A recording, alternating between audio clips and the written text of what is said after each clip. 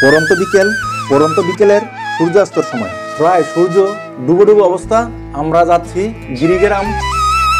এটি হচ্ছে নতুন আরেকটি গ্রাম।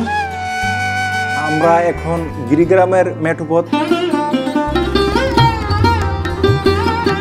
ধান ক্ষেত, খেজুরের রস, খেজুর গাছ, তাল গাছ, বিভিন্ন বিষয়গুলো দেখব। চলো, দেখতে পাচ্ছ বিশাল বড় একটি বট গাছ। বন্ধুরা, একটি বট গাছই এত বড়, বিশাল বড়। দেখতেই পাচ্ছ রাস্তার দুই পাশে সারিবদ্ধভাবে দাঁড়িয়ে আছে খেজুর গাছ এবং তাল গাছ। গ্রাম বাংলার কত মনোমুগ্ধকর দৃশ্য। আর বন্ধুরা, আমি তোমাদেরকে এমন একটি প্রত্যন্ত গ্রামগঞ্জে নিয়ে যাচ্ছি যেখানে গিয়ে তোমরা একতলা এবং দোতলা মাটির ঘর দেখতে পাবা। আমাদের এই মাতৃভূমি সুজলা সুফলা, শস্য শ্যামলা, প্রাকৃতিক সৌন্দর্যে ভরপুর।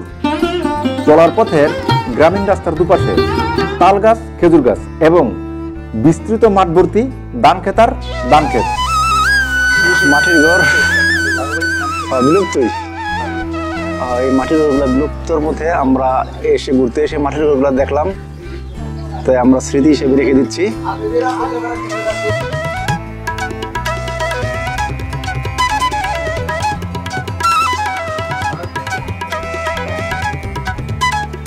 এই হচ্ছে এলাকার মানুষ। আমরা মাটির ঘর ভিডিও করি, এরা হাসে, চিন্তা করে যে আসলে আমরা মাটির ঘর যে ভিডিও করতেছি, আমাদের কাছে তো নতুন কিছু। আমরা তো কখনো মাটির ঘর দেখিনি, সেই হিসাবে আমরা মাটির ঘর ভিডিও করি। এই এলাকার মানুষ হাসে। যাই হোক, আমাদের কাছে ভালো লাগছে।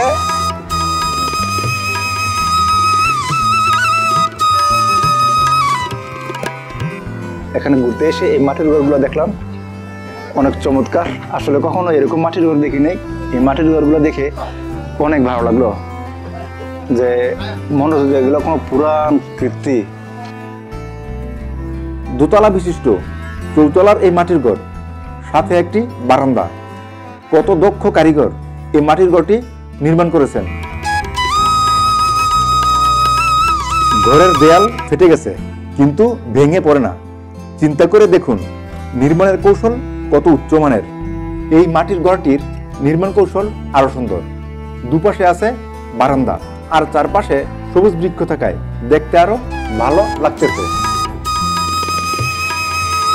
সময়ের পরিবর্তনে হয়তো এই মাটির ঘর কোনো একদিন থাকবে না, তাই আমি স্মৃতি হিসেবে এই মাটির ঘরগুলা রেখে দিলাম স্মৃতির পাতায়।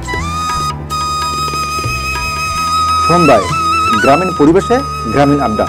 এই জায়গাটি আমার কাছে এত ভালো লেগেছে, আমি এই জায়গাটির মায়ায় পড়ে যাই। তাই চারপাশে অন্ধকার হওয়া সত্ত্বেও এই স্থানটিকে আমি আমার মায়ায় রেখে দিলাম। ভিডিওটি এখানেই শেষ করলাম।